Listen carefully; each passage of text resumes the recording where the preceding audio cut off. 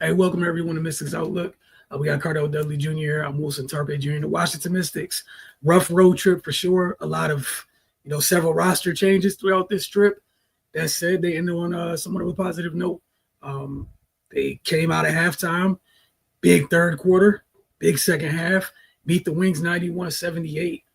As I said, in this road trip on a positive note. Cardell, your thoughts on this one? We've talked quite a bit over the past couple games, how important this trip was.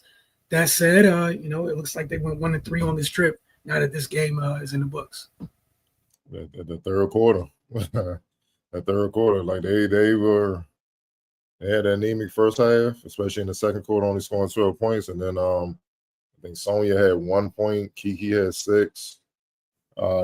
They looked flat again, and then obviously with no Shakir, I think that threw them off to be throughout the first half and whatnot. But then in the second half, they went to work, led by Sonya. She came out guns blazing, and so did Kiki. In the third quarter, they both combined for 23 points, and they were both combined 9 for 9 from the field. That set the tone right there. Stephanie Dawson, I feel like, has had, this was her best game all year, with the way she was shooting the ball, with the way she was facilitating, with the way she was killing them with backdoor cuts and ghost screens and picking rolls, like it was just surgical. And they took complete advantage of the mistakes and lapses from their defense. I'm talking about the Wings, that is. And then I think the mix-ups of the defense threw the Wings off course, from man to man, the pressure, full court pressure, 3-4 pressure. They even threw a little zone in there to throw them off, and it completely, in that third quarter, really just disrupted the Wings. And that's how the Mystics outscored them 30-3 to 17. But the telltale signs, the offense. Out of 11 field goals, the Mystics had 9 assists. They only had 3 turnovers in that quarter, and they shot ridiculous. 78% from the field, 50% from deep, even though it was only 1 or 2. They were 10 or 13 from the line for 76%. Like, it was a barrage that the Wings couldn't handle. And meanwhile, they held the Wings to 21% shooting from the field, 12% shooting from deep. And, neither the team really turned the ball up, but the way they clamped down, it was just something serious. And then they just pretty much maintained that for the rest of the second half. They outscored them 61-37 in the second half. The Mystics did. It was just a clinic. And after being down double digits at halftime, that just tells you how dominant they were in the second half. To be down double digits at halftime, 41-30, I believe, and then come back and win by double digits, win by 13, 91-78. It just, tells you what it was. But it really, Dawson, amazing night, 14 points, 4 rebounds, 3 assists, 1 turnover, 4 or 5 from the field, starting to place of Shakir. But the Rooks. Kiki, 23 points, 10 rebounds. Sonya, 18 points, 17 in the second half, 6 assists, 5 rebounds. I believe in the second half, they only missed 1 shot between the both of them. They were 14 of 15 from the field. Sonya and Kiki in the second half. Yep, 14 of 15. Like I said, it was just a clinic, man. And Sonya finished the game shooting 70% from the field, and Kiki finished the game shooting 64% from the field. Steph shot 4 or 5. Look, man, the entire team finished the game 54, 40, 80 splits. Yeah, the turnovers a little too high, 17, but the Wings only got 8 points off of them. Meanwhile, the Wings had 14 turnovers. The Mystics had 22 points off of them. The Mystics had 48 points in the paint. The Wings had 20, and that was because the all Kiki transition baskets, and then the backdoor cuts when the Wings fell asleep and whatnot, man. So it was just an offensive clinic, man. They went down in the second half, man. Efficient offensive clinic, and that's why they were able to get a much, much, much needed and well overdue win. Yeah, they definitely needed one. Talked about the importance of this road trip. You definitely don't want to go over, but the response, that was for all the reasons you listed. That was just a very impressive response.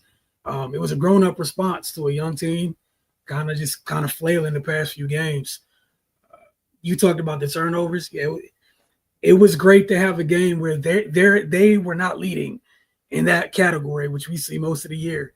Because I hate going down to team stats, and I know we all look straight at turnovers and points conceded off turnovers almost immediately, because that's usually a great barometer for what's happened in Washington in the game. But they checked every box tonight. Like you said, he would have liked the turnovers to be a little lower, but they did a great job on the glass. I think they did a great job exploiting the size advantage they had in the paint. Obviously, Mr. Shakira, I know on the broadcast they talked about what Shakira's been averaging against Dallas this season, which is right under 20 points. So she's typically had good games against Dallas. Wasn't on the court tonight. For sure, this was Dolson's best game of the year. They definitely needed it. I thought they got really good minutes from their bench in this one too, along with everything you listed with the starters. Obviously, Alicia Clark's second game in her return here. Solid 9 points, 3 rebounds. We saw JC Sheldon for the first time. We talked about it after last game that this would be her debut. She only had 8 points. What I appreciated, it's the same aggressive JC Sheldon we saw in college, 4 years at Ohio State. She gets to it. She knows what she does. She sticks within her game, and it was great. I think she hit her first shot. It was a midi. Got down immediately and got to it. Inksler was huge in this one too. Again, they checked almost every box. We talk all the time about the boxes they leave unchecked. This wasn't one of those. And now they get opportunities still. Got a home game on Wednesday, back it on the road. Then they come home for a little bit. If they're able to string some things together, it's not officially out the way. It's not officially over in terms of the postseason race. But no, Sonia and Kiki were amazing once again. I know Kiki during this road trip, she has become, I know this is still counting, this record that she broke from the great Shamika Oakslaw. She's the franchise rookie leader in rebounds. And, that number's still going as we have more games left on this year. But anytime you pass Shamika Oakslaw and in this franchise for anything, you're doing a very good job, right? And then she's up on the list. She already eclipsed it for total rebounds. Now she's working her way up to specifically defensive rebounds as a rookie too. So it was great to see those two, and it was a nice bounce back game. And I thought they did a good job defensively as a group.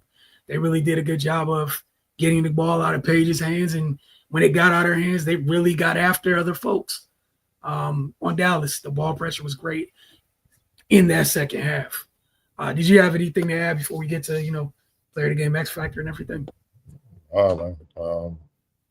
Happy to see them finally, kind of get over the trade deadline shop. You could tell that it was a fall with them, you know what I mean? With the guy, ladies that they traded, Leah and Shakira. I mean, not Shakira, but Brittany, my bad, Brittany. So I'm thinking about Shakira because she was voting the most, public about it, you know what I mean? But yeah, I'm just happy to kind of snapped out of it and, got back to playing basketball. They got to continue to do it. They got 13 games left. They're in ninth place, top 8. They're not out of it yet. So just fight to them. And that's all you can really ask, right? We'll see how stuff plays out. But if you take care of your business, put you in a great situation. We were talking before we got on, talking about the Lynx and the Liberty.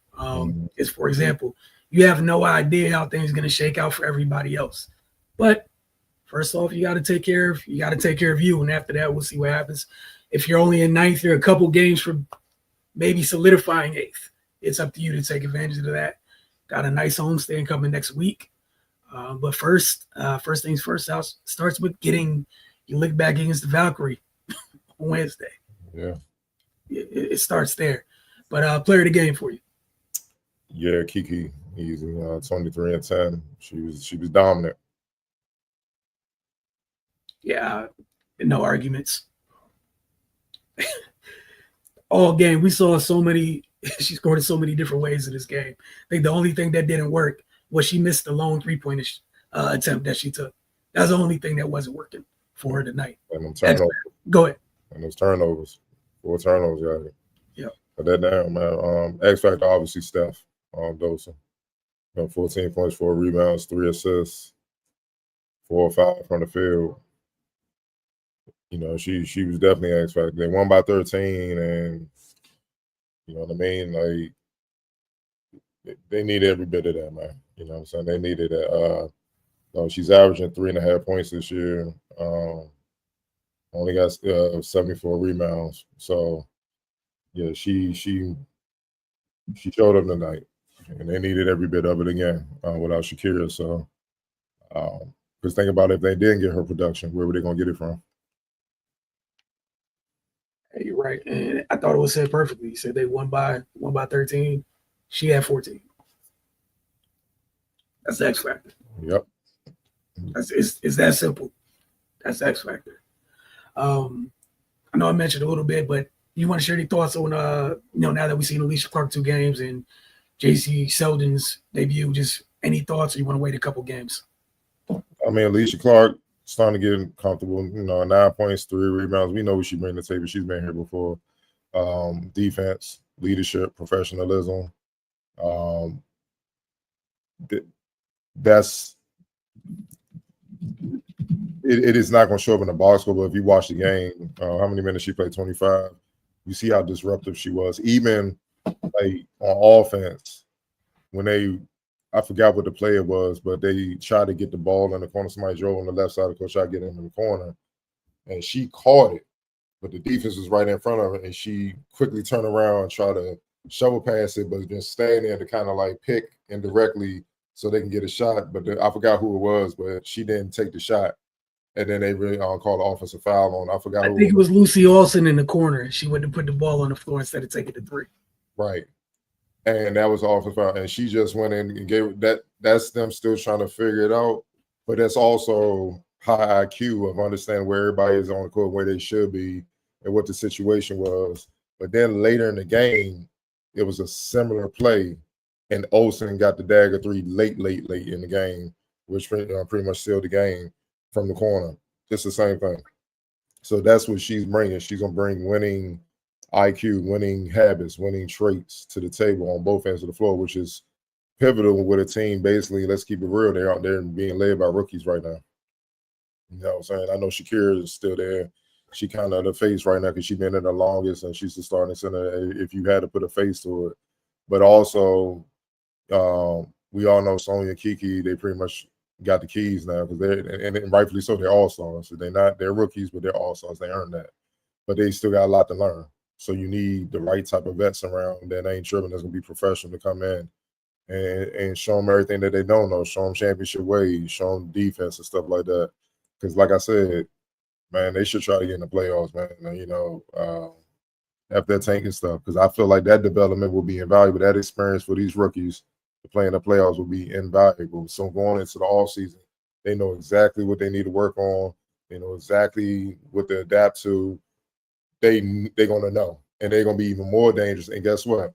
Now they have that knowledge. When Georgia comes back or whichever rookie they draft, now they can pour into it because they in the same age. Like, no, look, I played against her last year. Do this. This works. Or no. She's defending you this way. Do this. Do that. Do X, Y, Z. It's the little things where experience sometimes is the best teacher. You know what I mean? And they're going through the gauntlet and they're responding well. So yeah, get to the playoffs and get the playoff experience. And even in the playoffs, you man, we've seen some wild stuff happen in the playoffs, especially in the series. You just don't know. You just don't know, man. So you draw a certain matchup, like who knows? Let's say they go on a winning streak, right? And they move up.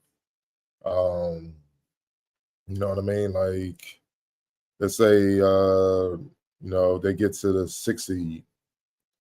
You get to play Atlanta. They match up well with Atlanta. You feel what I'm saying? So they're only a couple games out right now. So let's say they get us to 6th seed and you match up well with Atlanta. Yeah. I mean, you can rumble and shock people. They did it before. I think it was the bubble year they went to the playoffs or whatever when the COVID hit. They was somewhere late and went to the playoffs. Yeah. They were wounded, and Maisha and them girls were rumbling and stuff like that. Oh, come on, man. We've seen it happen time and time again, man. That's why you got to play the games. And I mean, you know, obviously Minnesota, New York. I mean, if you got to play them, just do the best you can. You know, that's a different. Those are two different animals. Even Phoenix, two different animals. Indiana, you match up well. You know what I'm saying? Like, but I don't think. I mean, it's not without the room possibility. But I don't know if they're gonna catch the aces and get in that spot. They got to continue to win. Seattle, you match up well. Golden State, like, come on, man. You know what I'm saying? It's not really, it's not without the realm of possibility, but they got to handle business on the end, like you just said, man. But I would love for them to get in the playoffs because I just think that experience, that being under that microscope and that pressure for the youngest will be invaluable. Yeah, not only the importance of it, and yeah, definitely agree with you wholeheartedly, is invaluable. It also accelerates the growth of wherever you're trying to go with this thing. That's the other thing too. Instead of if they're experiencing that now, add in everything you said about what it means for you got 3 firsts or whatever, right? So you don't trade anything for a vet for the next group of rookies. Like if this becomes, not to say every batch of rookies you bring in is going to be all-stars, but again, if you're able to, this is what this regime is going to be doing. If you're able to bring the next batch in and everyone fits and it strengthens your team, everyone comes in, knows their role, and that might take a year off. You get some postseason experience. Right. Instead of, hey, this was year 1. Hey, year 2. Maybe we got the playoffs, or playoffs not guaranteed. You get the playoffs in year 3. Get out the way in year 1. They're all stars already. 2 of the 3, like you hit on 2 of the 3 picks, excluding Georgia. And it's not the knock on Georgia. Like we don't know, she didn't play, she's injured. These 2 have shown you already. Yeah, let them get that experience. And if you are going to stay in this bubble of being one of the younger teams in the league, it's imperative that they get the experience. Because if they're going to be the ones leading you, they're going to be the ones leading you. They need that experience, that information to help you do those things. But if you have nothing else to add, we will see you guys on Wednesday when they take on. I want to just to double check. So many games in a short span of time coming up. Valkyries. Yep, the Valkyrie. Then they're out on the. They have the Valkyrie on Wednesday. They go out to Indiana on Friday. They return home for the Sparks, and then they have Connecticut after that. Big homestand. That's a big homestand. Yep. And there's only 13 games left, so they can't afford too many losses before it's done. So of those 13, 6 of the 13 are at home. They got a shot. That's all you can ask for at this point. And again, it's on them. We'll see what they do with this opportunity. But again, very good win to end the road trip. We'll see you guys on Wednesday.